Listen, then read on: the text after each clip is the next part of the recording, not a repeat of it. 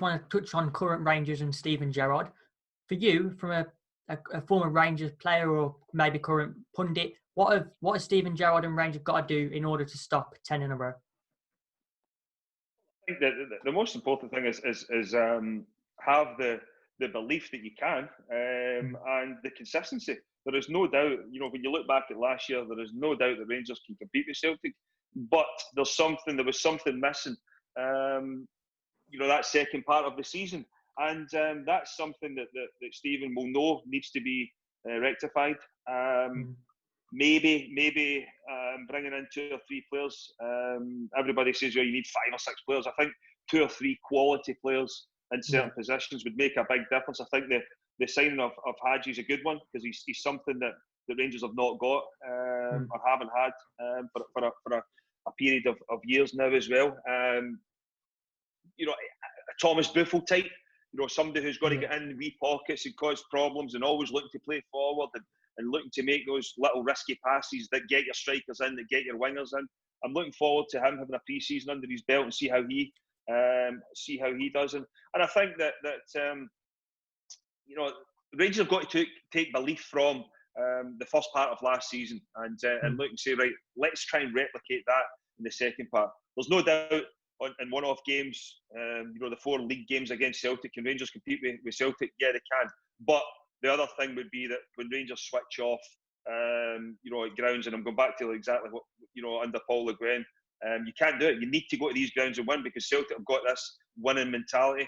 They want to keep churning out results. They want to keep winning league titles. And that's something that Rangers need to take the belief, when you look back at the first part of the season, take that into the second part and try and push on. And maybe if Rangers can get their hand on...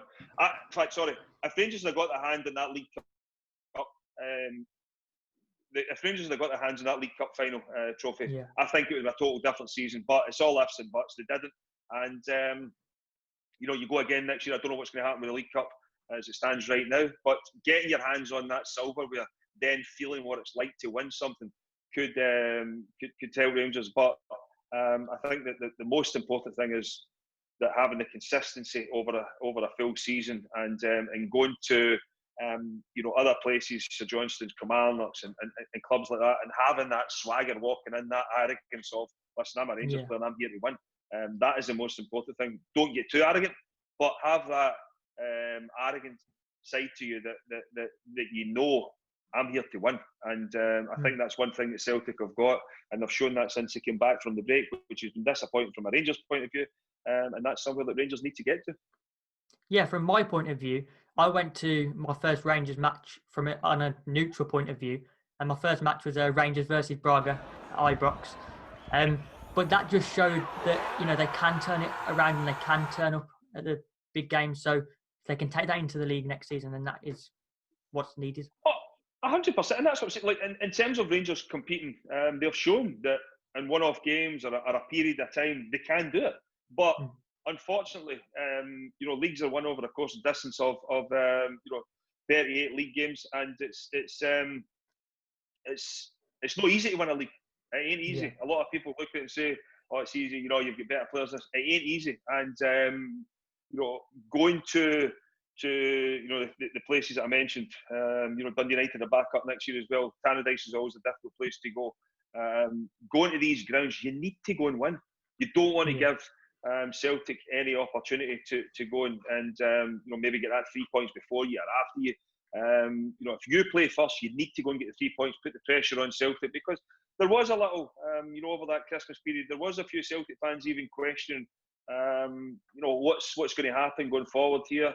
Do we need to get 3 or 4 players into the squad over January? But Neil Lennon went away, worked with the group, worked on everything they need to do, come back, change the formation, 3-5-2, got 2 strikers on the pitch, and to be honest, Celtic, I haven't looked back since, but from a Rangers point of view, I think they would look at it and say it's one that got away this year, because they were definitely in the driving seat, and it's those one-off performances like the Braga one you're talking about, like Celtic at Celtic Park.